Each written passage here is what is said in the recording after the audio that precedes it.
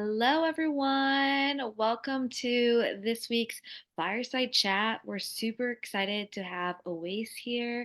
He's going to be going over optimizing the microbiome for longevity, which is like a hot topic, especially because we have a lot of people that are interested in health and wellness. Hi, Awais. Welcome to the Fireside Chat.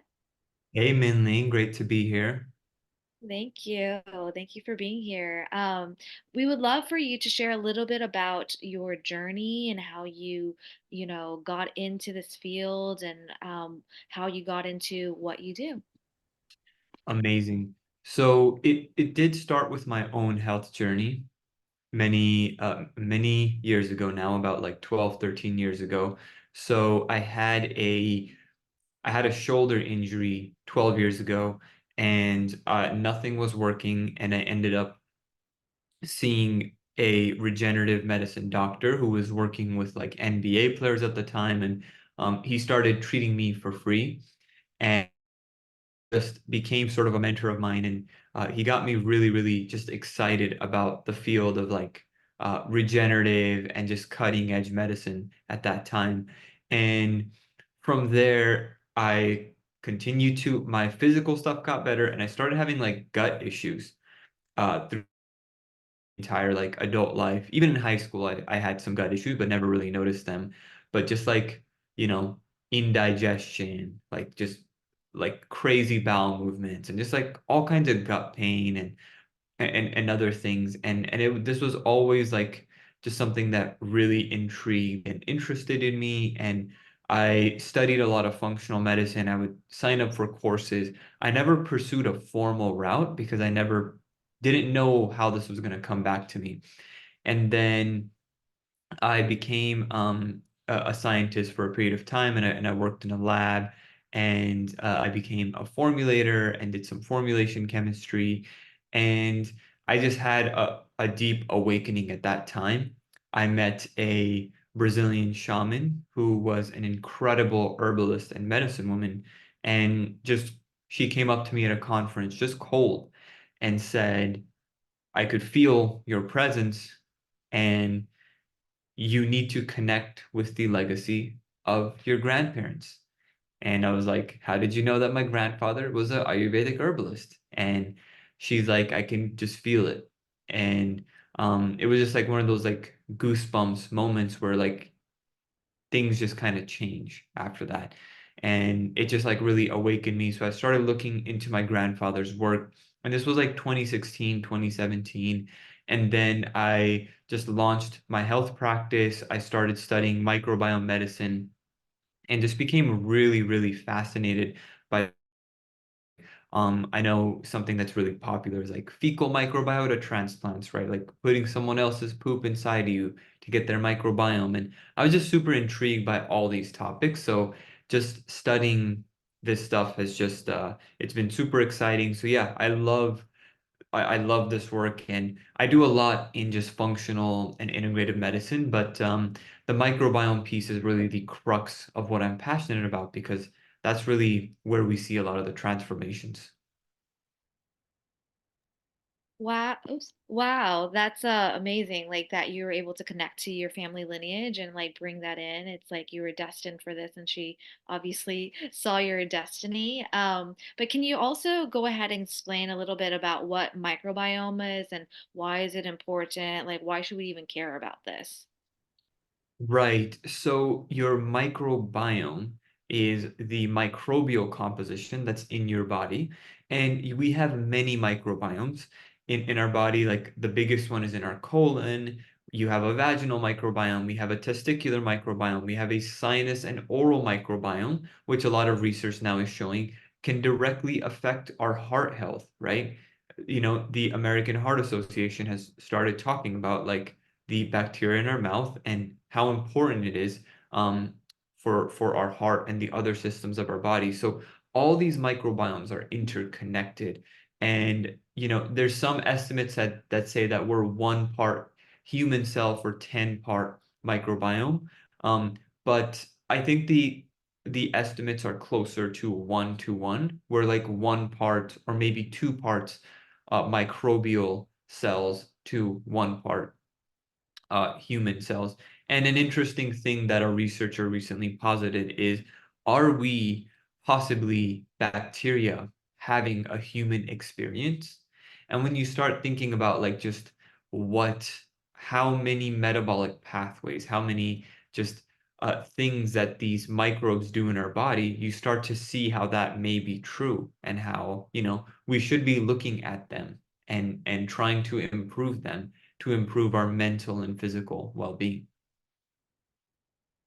Wow, I didn't realize like how important microbiomes are to us. Like, what are the ways that we can, keep it healthy or not damage it? Because like we have common things that we're supposed to do, like you talked about the mouth, and Max was also asking about like mouthwash. Should we not use it? Like, how do we keep it in right balance? Like, there's a lot of things that we're just doing because we were always told to do it, and how does that affect our composition? Right. So how do we maintain the right balance is a question we have to start with, like assessment first, right? Like testing. And testing is a can of worms because there's so many companies out there. There's mudslinging happening, right? Like someone says this company's bad, other people say this company's bad, and it's often is the case that a lot of these companies are not reliable and it's not good testing. But we just need some sort of assessment, right? And that can actually sort of sometimes be that assessment can sometimes just look at like just a composition of like, hey, just how's your gut health feeling, right? Um, how's your oral health, right? How's your sinus health? And then how we sort of maintain and intervene. There's so many things we can talk about there. But yeah, I think that assessment piece first is critical.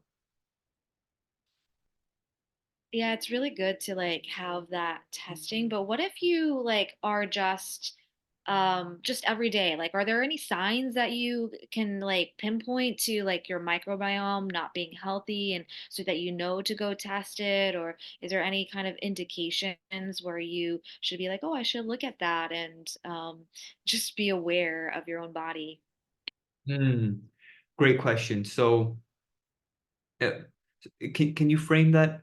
Sorry, can you say that again? So you're asking how can we just get a sense of our microbiome? Like, Yeah, how do you know like when it's off? Like basically when something's off. Like for God, it's a little easier because you can feel your stomach not feeling well, or sometimes maybe you don't know that your microbiome's off. But like there's, you mentioned that we also have microbiomes in our mouth, and there's other microbiomes in our body. Like, how do we know whether or not we have an issue? Are there any signs that we can look for? Are there anything that we can just intuitively feel and then go get it checked out? so the answer to that is um honestly no. Some we don't really know very often until when symptoms begin to show up, that problem has been there for a while, right? So many people's oral microbiome is off for a considerable period of time, for many, many years, and then they start to have symptoms. They're like, wait, I think I have a little bit of halitosis. I think I have like a little bit of like quote unquote like bad breath. Or like, wait a second, um, I think my tongue is a little bit wider than it usually is. I think I have a little bit of like fungal thrush in my mouth, right? And it's like, well, that problem has been there for a while. So I think that yeah, that assessment piece becomes just really, really important to know like, hey, where am I at right now, right? Like I've worked with a few professional athletes and they often have no idea that something's off because they feel okay, right? But that problem is brewing and it's like, and it will pop off when it pops off. Oh, wow. Now I'm like, okay, I need to get tested because like I didn't realize that like the symptoms would really like be there for a long time for the symptoms to even show up, and that's very enlightening for that. What about like any kind of common threats that we have, like anything that we're doing like wrong within our own body that is messing with our microbiomes that we should watch out Mhm. for, so that we can at least be preventative and proactive in our approach. Gotcha. Okay. So that's a really good question. What are like common things we do that can actually damage our microbiome? So this, I mean, there's so many things I can list. I just had a consult this morning and I was talking to a client about this. Was sort of the use of polyester underwear can damage the vaginal microbiome and can sort of and there's research on this and it can actually kill off healthy important microbes just literally wearing polymer based underwear that's kind of going to be seeping those polyesters and polymers and plasticizers into that microbiome, right? So just switching to bamboo or organic cotton or other natural materials can just be so helpful and important. Other things, mouthwash is horrendous. We don't want to kill everything in the oral microbiome, right? That's another thing people will sometimes do. There's healthy, sort of natural mouthwashes available, but mouthwashes usually, like most of them that are out there, are horrible and they kill off important microbes that we need in our mouth.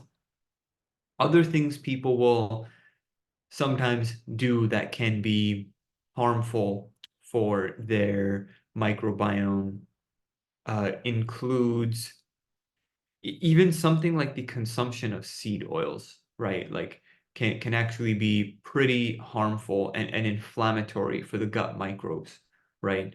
Um, and then I would say there's a lot of really smart people in the giraffe community, right? People that are very much on the health path. And sometimes people can over consume fiber, oftentimes, or just like abuse one type of fiber, and I see this all the time when people talk to me and tell me about their protocols and their regimens. And we need, and that question of what prebiotic fibers you need, it needs to be like sometimes tailored and thought through a little bit more. But yeah, and then the underconsumption of fiber can certainly be a big issue as well. Now, I know there's this debate around the carnivore diet, and in many cases it is okay, and it's like, yes, fiber is not an essential nutrient. You will not die if you do not consume fiber. But since we have so many microbes in our body and so many bacteria that depend, it might be a good idea to, look out for them. It's so fascinating because like we always think we're doing like the right thing with like there's just so many like information out there. It's really hard to figure out and decipher what is correct, what is like good for us. I mean, I heard about what you said about the polyester, and I've seen all the reports about like, like Lululemons or any kind of active wear, like that's also really messing with the vaginal microbiomes because it is made of the material that's made out of. But like how do you like balance then like all this information? How do you know what's right? Where do you even begin on this journey? Because it can be feel very confusing since there's so many conflicting types of knowledge and report and information. It's just overwhelming at times. Hmm. That's a great question. So I think it's all about, I like to use this analogy of the garden, right? We have this beautiful garden inside of us, and what are most people experiencing? The weeds are overgrown, right? There's there's problematic things in the gut. There's probably fungi. There's probably an excess of certain types of parasites. There's probably the wrong kind of bacteria, right? And then the good stuff that you need, the flowers, the beautiful vegetation, right? The healthy commensal microbes, mostly bacteria, they're limited, right? So the garden is kind of like these weeds overgrown, and there's not a lot of good stuff there. So we want to start by pulling weeds out and just kind of allowing for a healthy environment to be created, right? So what are all the weeds that you can pull out? Are you drinking good water, right? You better not be drinking tap water, right? That should be pretty uh, common knowledge to most people, right? Like especially if you're in LA and you're drinking tap water, that's horrible. So yeah, it has antibiotics. It's literally just killing your gut, and there's halogens and so many other environmental pollutants. And then the other thing is just thinking about that environment, right? The foundation's always nutrition. How are you eating? Are you eating whole food based, right? Like I think some people like to overcomplicate the health journey, and like oftentimes I find that they're trying to create a complex narrative because it's intriguing and it's interesting for people, but it's really about just doing some of those foundations, and the whole foods diet is an important foundation. Um, you know, and then we're avoiding a lot of like processed stuff. We're avoiding a lot of gums that's in food. We're avoiding a lot of preservatives, right? So that gives us a really healthy foundation. And then it's like some of that other word like work, like taking quote unquote killing agents to remove some of the bad stuff that's overgrown in your gut, whether that's fungal, whether that's parasites, right? And then we can work on the soil, and then that's kind of like what I like to think about, like the prebiotics. That's what's needed to feed the good plants, right? That we want to grow. So that alone can start to change the constitution. And then from there, we sort of start adding in good, healthy commensal microbes, right? Quote unquote probiotics, postbiotics, phage biotics, right? Um, Synbiotics, which is a combination of pre-probiotic and postbiotic. So, that's kind of the later stage. Unfortunately, that for most people, they think that's the first stage, because that's just what's been marketed to everybody. So yeah, that's kind of like that garden analogy is kind of how I think about the step by step. I love that because I think it makes it more simple, like to pull out the weeds first, then put the right soil, and then add, whatever nutrients that you need to add. I like that mentality, because, like, you're right. Like, I've been told that we're needing probiotics, prebiotics, all this, and I try to take it, but then I'm probably messing up my microbiome even more by doing it all at once versus like a step approach and helping it really. Giving it the best environment that it can. One of the questions I want to go over and ask is about like gut health because that's so important. Like I know that a lot of people talk about gut being the second brain and how important that is. And how do you start to optimize your gut if you are feeling any kind of symptoms or issues, or you just want to be preventative and proactive in that? So how do you optimize your gut? Yeah, how do you optimize it? How do you make sure and maintain it? Like, what can you do? I know you talked about, the flower method and or like the soils and making sure that you're pulling out the weeds first and putting the right soil nutrients in that. But how do you start with your gut health? Like, what are some of the things that people can go ahead and start with right now to heal that process? Mm-hmm. So, assuming you can tolerate prebiotics, right? Quote unquote fibers, that's a really great place to start, right? Now, if you can't tolerate them, then you need to go seek professional counsel. And we got to figure out like, do you have small intestinal bacterial overgrowth or something in the body, some kind of quote unquote bacterial dysbiosis that's preventing you to be able to utilize those prebiotic fibers appropriately, right? But if that's not the case, and for many people that's not going to be the case, they don't have a problem like that. So then it's just like adding in the right feeding tools for the microbes, right? So like what are some good prebiotics out there? I'll start with like food-based, and then I can mention some like more complex ones as well that can be good supplements. So flax meal is great. Flax meal or flaxseed is great. Fennel can be fantastic. I'm not a big fan of consuming like oats for most people. I think oats is an overhyped food, but oat bran fiber can often be really good for the gut. And then there's something called polyphenolic prebiotics, which are sort of quote unquote red foods. And well, polyphenol just refers to classes of antioxidants found in food sources, but the ones that I'm referring to that are very good for the gut are red polyphenols. So pomegranate and cranberry, um, along with raspberry and a few other like red foods. But pomegranate tends to be a really, really good prebiotic for the gut. Apple peels can be really good prebiotics as well, right? So it's just figuring out like what your body can tolerate and like trying a fiber or two supplement a day, right? Um, that can sometimes be a really good and simple intervention.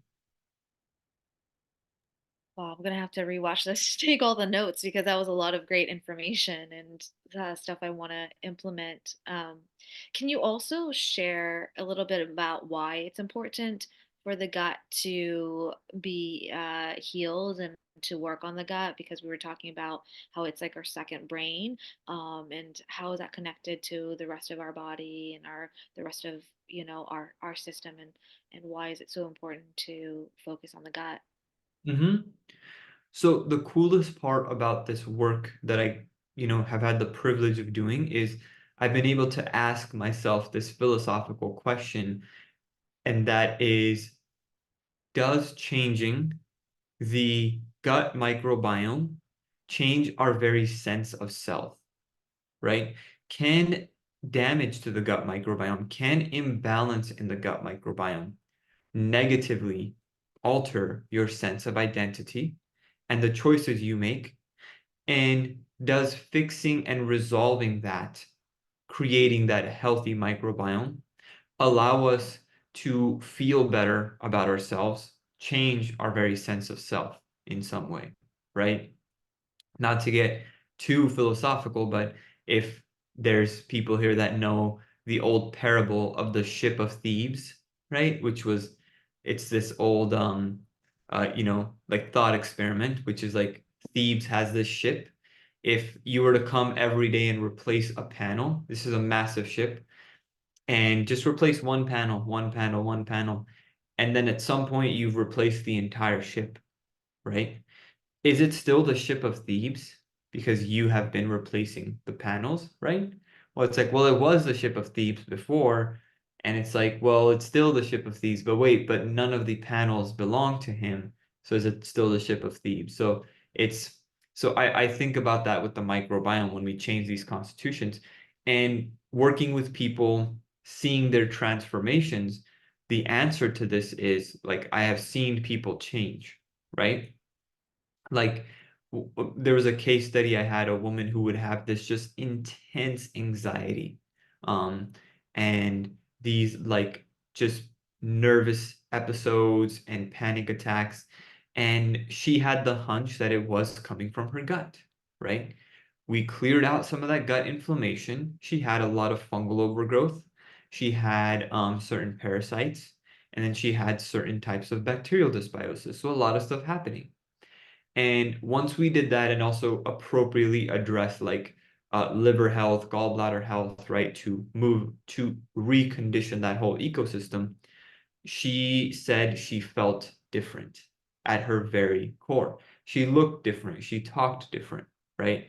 That anxiousness, it's not real. It wasn't like who she is. It's the microbes kind of influencing that.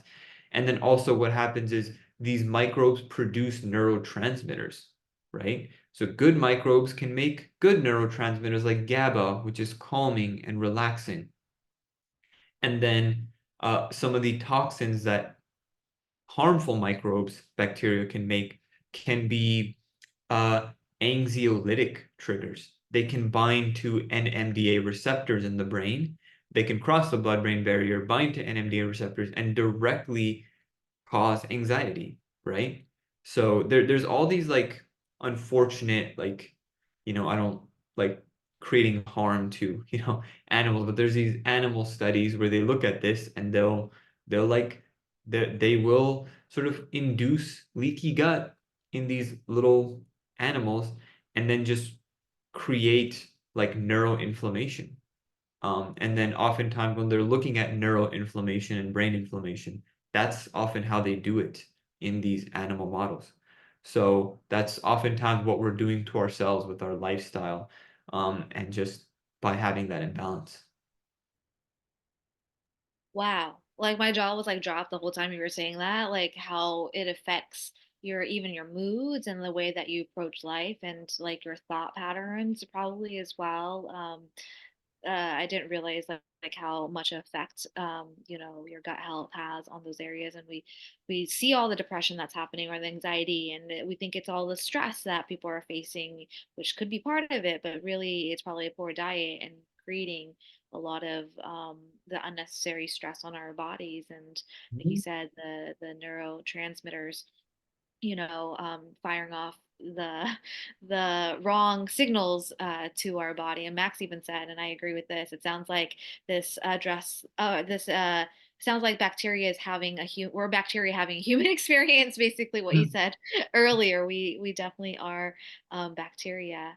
Can you share a little bit about some of the latest technologies that is happening in the microbiome space? I know you're talking about fecal transfer, and that just Uh-huh. doesn't sound really pleasant at all. But I guess it's really helpful. But any other latest technologies that are happening? Yeah, I mean, I think like I have to almost counter the question in a way because technology there, the technology is so it's nature, right? It's just getting in touch with nature. So we have these problems that we create, and then we create these complex solutions for these problems that we just create. And it's like, let's just undo the knots, right? Go out into nature, go out into the woods, into a forest, and you will breathe healthy microbes through the air, through the soil, right? You'll get spore biotics from the soil, right? That you can just breathe in.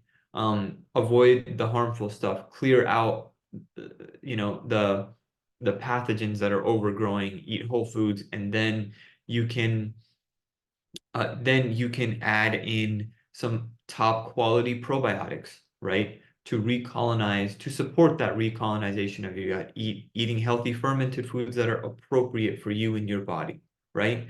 Can sort of recondition the gut. So once we're doing that, we can sort of like we're at a bad place right now with the microbiome, right? Like the American Gut Project found that like it's it's just so significantly depleted when we look at like you know indigenous populations, right? So we have depleted the diversity of the gut, and it's things that we're doing every single day. So the solution out of this is like in some ways that reconnection with nature.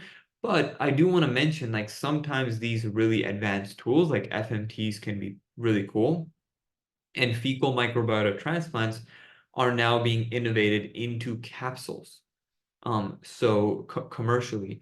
And there it's not available like direct to consumer as something that is that medical should not be, but many doctors are using it, many practitioners are using it. I've used a few different types of working directly with suppliers, FMT capsules as they're called, and they're incredible innovations, and they're probably the future of probiotics.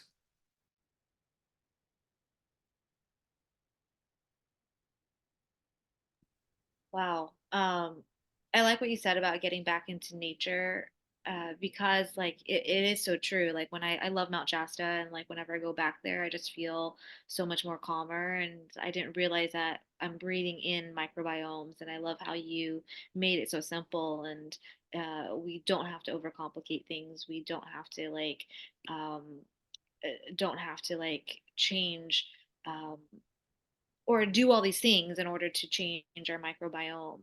What about like what can we do um, in our society right now, because there's so much stuff that we're taking in. Like Max even asked about microplastics, and there's been studies that microplastics are accumulating in our cells. Like what can we do to combat some of these everyday toxins that we are dealing with just by living, in a more populated area where we can't get the natural air unless we go out of the city because we're also breathing in like the pollutants and all that stuff. Right. So I think some tools to kind of detox our environment is air purification. You know, LA has a lot of us are in LA. A lot of the giraffes are in LA, and like LA has a lot of cadmium in the air, and then there's just I'm very close to the water, and I've done an air test here, and there's still so many pollutants, right? I thought that if I'm closer to the water, it's gonna be like the air quality is going to be so much better, but I found that to not be the case. Um, I had this idea that like, well, what if I go actually like on the water, like, go on a yacht and just spend the day on a yacht, like, oh, that air must be pure. And then I realized that like some of the smog from LAX, from planes gets dumped, and you just see it, you can feel it when you're out like in different harbors along the Southern California coast, and the air quality feels even worse, right? So you're breathing in more air than you're consuming water, than you're eating food. So whatever we can do to improve our air quality, air purification is helpful, right? I always use UV or different technologies to like better clean the air. So it's not just these air purifiers that are just capturing all the toxins, right? You also want to kill stuff in the air purifiers because otherwise, you just have this air purifier that has all these viruses and molds and things that are just living in it. So it's, which is, but at the very least, air purification is really, really important, and doing a good job with that. Microplasticizers is a conversation that's kind of tricky to answer, like what to do for that. Oftentimes, the pathways that these microplastics go in our bodies are similar to estrogen or estrogen related toxins. So sometimes we detox microplastics through these like estrogen detox protocols and interventions that are similar to that. And yeah, and then obviously like water is now like it's becoming a debate. Like there's this water conference that happens, Dr. Gerald Pollack hosts it, and it's being debated like, is spring water okay? Or is spring water now saturated with microplastics? Does everybody need to be drinking distilled or reverse osmosis water that we remineralize and restructure ourselves, right? So yeah, I think that I don't have a perfect answer to that because these are still discussions and debates that are going on. But I think like just preventing bioaccumulation of toxins is a really good thing that we should try to do however we can. And yeah, water and air and food, not touching receipts, right? Because receipts have BPA on them, and we know that can be harmful. So yeah, I think these are just some things we can do. It's like the little things that you don't even think about, like even touching receipts, it's like how it can affect us. And it's just crazy, like how our bodies are being so overloaded with all of these pollutants. And to keep it healthy, it feels like we have to do like 10 times more work in order to get back to like balance of, how we've lived for thousands of years before all this Hmm. pollutants and technology has come in, and it's absolutely crazy.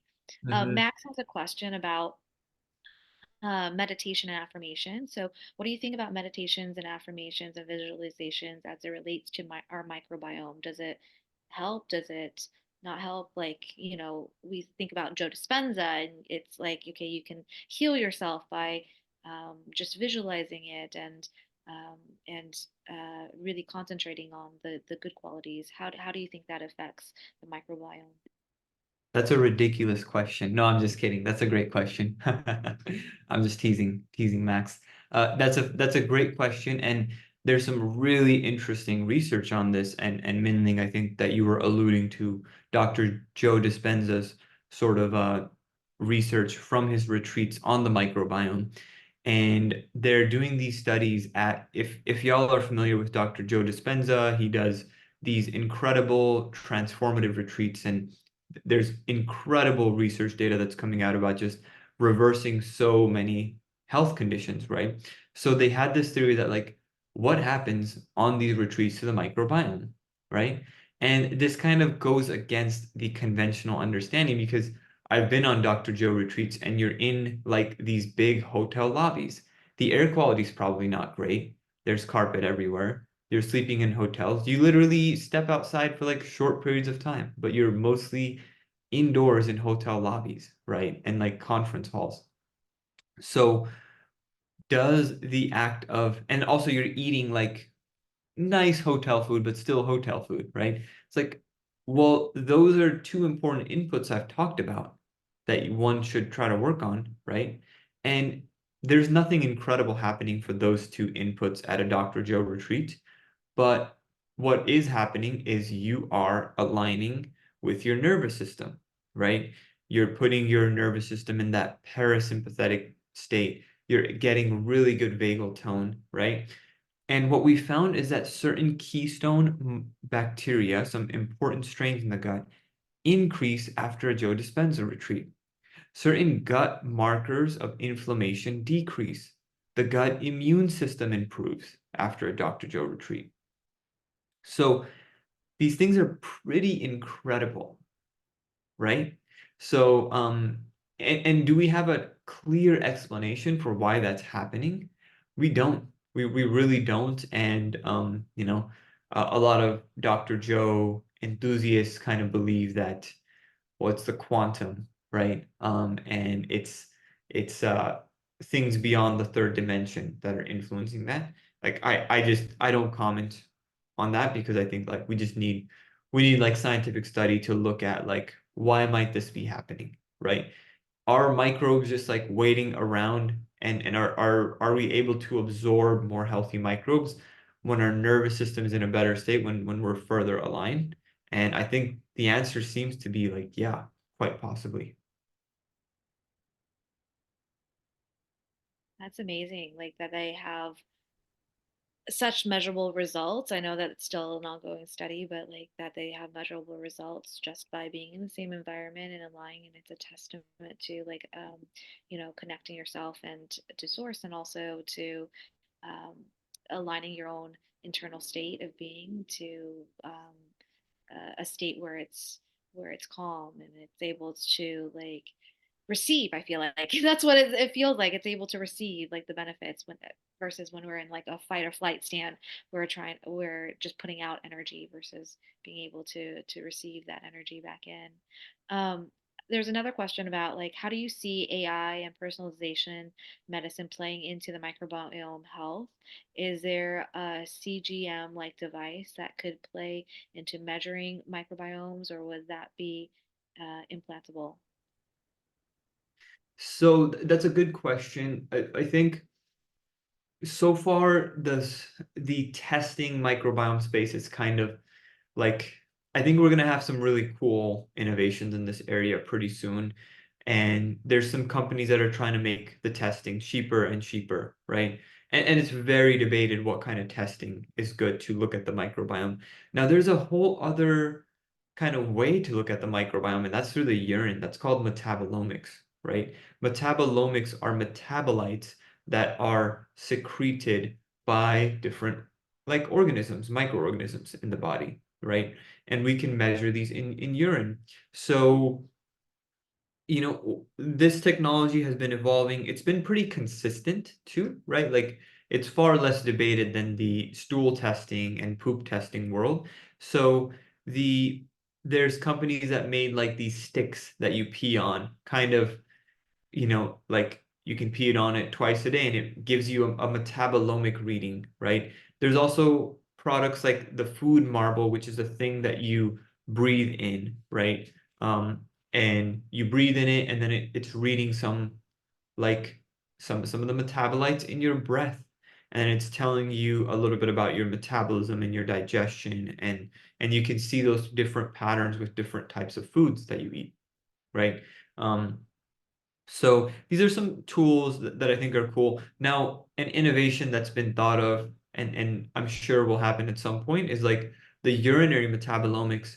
I know at Consumer Health Summit, there was a company that's trying to innovate the future of toilets and just have the toilets where there's a built-in metabolomic reading. So you have a smart toilet that just tells you every day, like after you go to the bathroom, it just tells you like, okay, you're doing this, and it's like sort of tracking, so it's like the aura ring of toilets, sort of, for a portion of your urinary microbiome. Could that at some point happen with the stool microbiome as well, and we just have these like brilliant toilets? Um, maybe I think that certainly could be possible.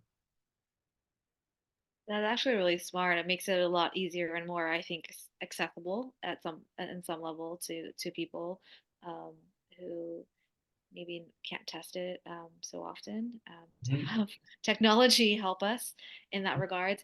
Um, there was a question that popped into my head, when you're mentioning like you can tell a lot about the gut with like urine analysis and all that stuff. There's been like also a trend of people drinking their own urine as well too, as a way to like heal themselves and their gut. I'm just curious about it because I haven't personally tried it. It's just I don't know. I don't know if I can ever get there, but I have met people that have, and they swear by it, and that's what they drink instead. So I was just a little bit curious about that, and does it work? Is that something that I don't know people should consider? Yeah, so I hold a dialectical stance on something like this where it's like I personally don't recommend it. I usually don't advocate for something, for urine therapy. And I also don't judge it. And I'm not denying the transformation some people are experiencing, right? And yes, there's stem cells in urine, right? How bioavailable are those stem cells when you consume them orally, right? Like, it might be up for debate, but the truth is, yes, there is that people are noticing benefits with urine therapy. It's very popular in West Side LA. So I met many people that are like, my skin cleared up, and I'm like, your skin looks amazing. So, and they're like, only thing I've added is I drink my own pee. I'm like, great. Do what if it's working for you, do it, right? But as someone who, spends a portion of their time testing people's urine for toxins and toxin excretions, and urine is also not sterile. That was a myth that we used to have. Urine has also microbes and living things in it as well, right? So, as someone who looks at urine from that perspective, I can't exactly wrap my head around it, and maybe that will change, right? Maybe, well, one thing that I will say is like just like we have like poop derived probiotics, there's a lot of drugs that are urine like derived. Um, and the inspiration came from sort of how our body turns a compound into a unique metabolite, and drug companies are super into urine for that reason, and urine metabolomic research. So that's, I think, where some people are like, wait a second, is that so that's interesting. So yeah. Yeah, well, I'm glad you said that's not something that you recommend right now because I don't think I could ever get myself to do that. And I wonder how much of it's like the placebo effect as well too, and how much of it is actual science. So I'm glad you're also studying it. Like I know people have had success, but that's if there's no direct correlation or studies, and it could be placebo as well. Um, and there's another question before I ask this question. If anybody else has any questions, please put it in the chat. We have about 10 minutes left, so feel free to post it in the chat. But I'm gonna do Andy first and come back to you, Max. So Andy writes, uh, what are your thoughts on going vegan, vegetarian, eating lots of red meat, etc.? There's so much out there around this and can be overwhelming to filter all of the information and find the best one that fits for each individual. Wow. Okay. That's a great question. And it's so hard for some people to imagine that other people are different than them, right? In philosophy, this is called solipsism. Like I am the only thing that there is in the universe, and everything else is a projection, right, for me. And it's like there's other people that are different, right? I was at this health event and this guy was talking about how red meat has been so transformative for him. And he was just like, um, he was like, there's he's like, this is kind of like what everybody would benefit from this diet that I'm on, you know? And I just asked him, can you imagine that there's other experiences beyond your own in the world, right? And he was so triggered by that.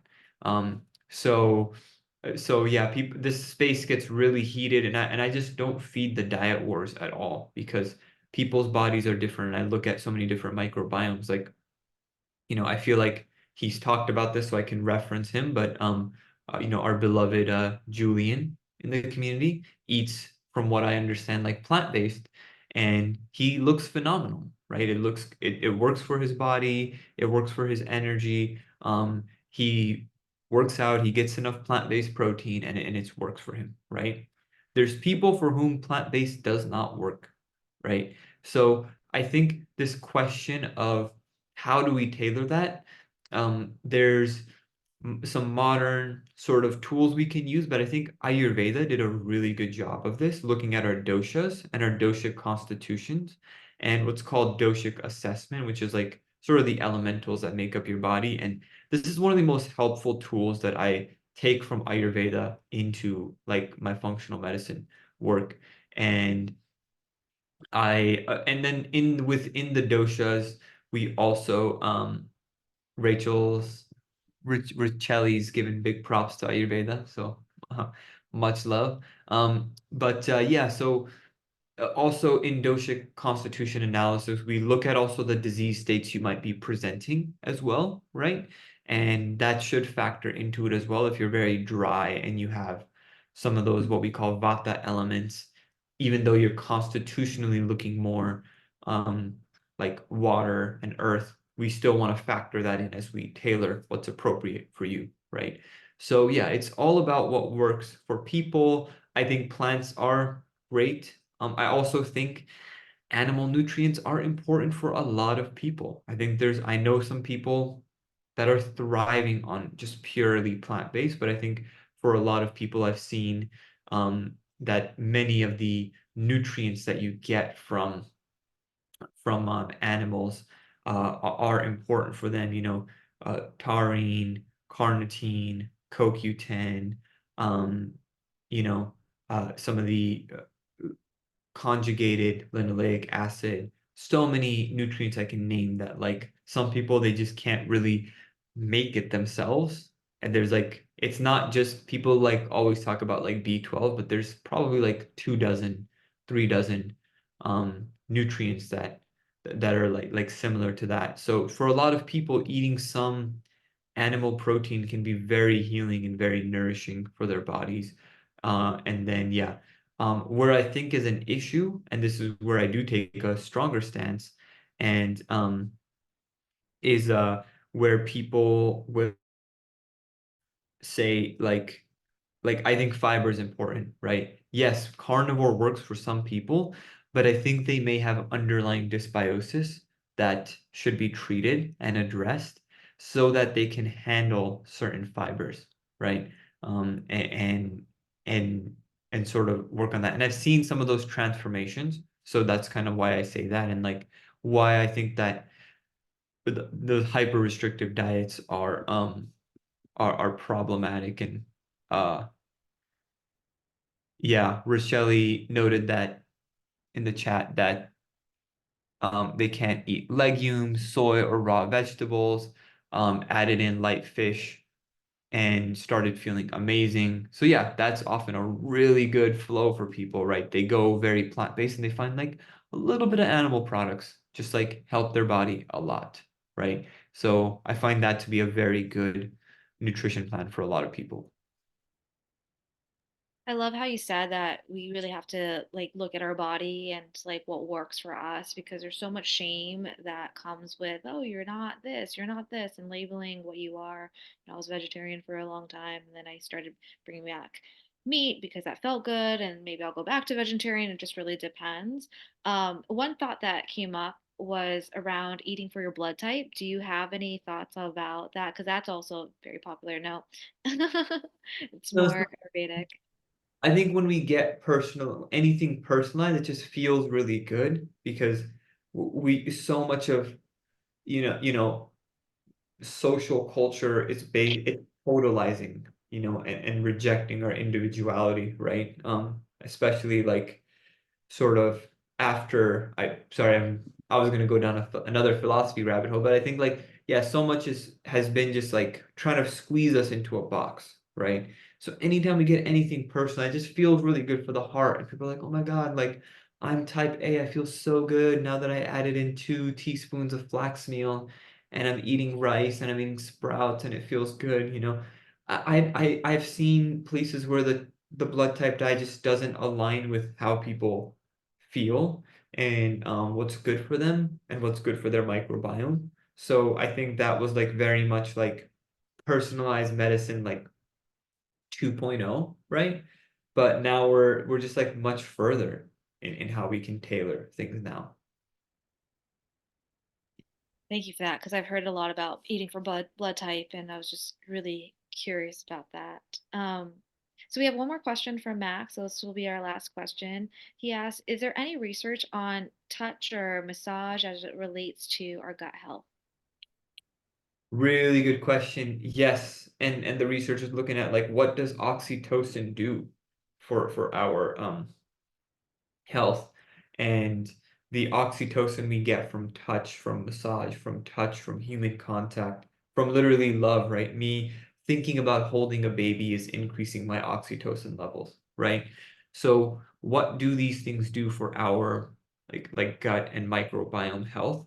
I think some of the research on some of these things can be a little bit myopic because they're looking at like sometimes animal models, or like even when they're looking at human models, they're like stripping so many variables so it looks at one thing, like just a component.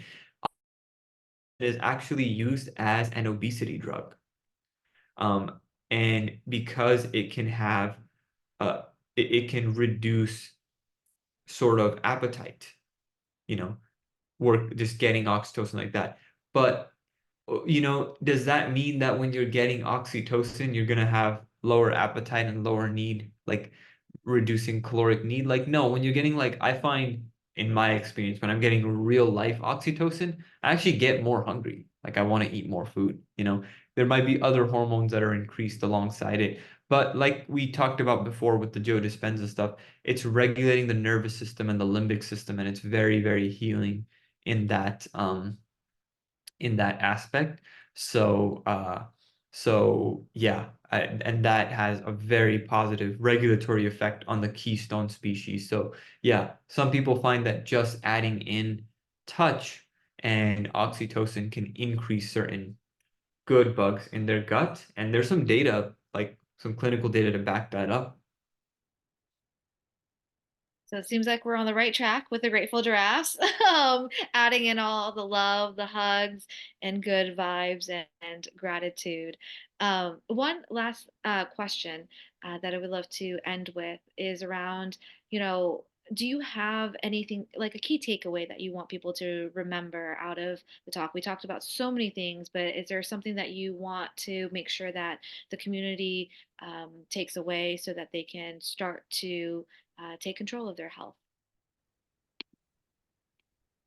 A key takeaway, I think this is something I've become like a little bit like starting to become passionate about because it's kind of simple and it's so powerful. And once you start doing it, you start implementing it, you start realizing just how nuanced it can actually feel is like eating whole foods, you know, like like just trying a whole food based approach, right? And then some people are like, wait a second, if I'm doing a whole food cleanse, that means I can't have my protein powder, right? And then you start looking at, well, what's in my protein powder? How do they make this protein powder, right? And how many things am I supplementing that are not whole foods, that are extracts, that are machine processed, right? So oftentimes where people experience eating is on retreats, and that's why their gut health improves so much is because they're eating, curated food like that. So yeah, I think trying to eat whole foods as much as possible can be just really, really healing, and everybody can do that. You can do that if you're strictly plant-based. You can have lentils, you can have sprouted lentils as your protein. You can do that if you're omnivorous. You can do that uh, everywhere. And I just Sherman asked a good question. I have to read this. Everything from Whole Foods is whole foods, right? 110%. Yes, every single thing. Yes. Wow. Thank you so much. This was like such an insightful talk. We learned so much around our gut health, more than like I even knew was available. So thank you for sharing your wisdom with us, and I think it benefited our community so much. If you have books, Rochelle was asking if you have books share with the group because she's interested. If you have any recommendations. And then, and Jasmine asked, how can we work with you? I would just reach out to Awas and did I said it wrong? Awais. Sorry, Awais. All good. I did that. I don't know why. Awais and to connect outside. That would be the recommendation. But thank you again, Awais, for sharing this topic with us. And I feel like we would want to bring you back on for even more insightful wisdom that you have. I think we just hit the tip of the iceberg. There's like so much more that you can share with us. But we want to thank you for your time, for being here. Absolutely. Well, you're very welcome, Minling, and I love the giraffe community. And yeah, so looking forward to have more health optimization conversations and microbiome, chats and stuff with people. So yeah, thank you. Thanks, Perfect. Awais. Thanks, Mending. Thank you. Thank you. And next week we'll have another fireside chat. It's all around emotional safety and belonging to yourself first. So we're really excited about that. Thank you, everyone. Right. Bye.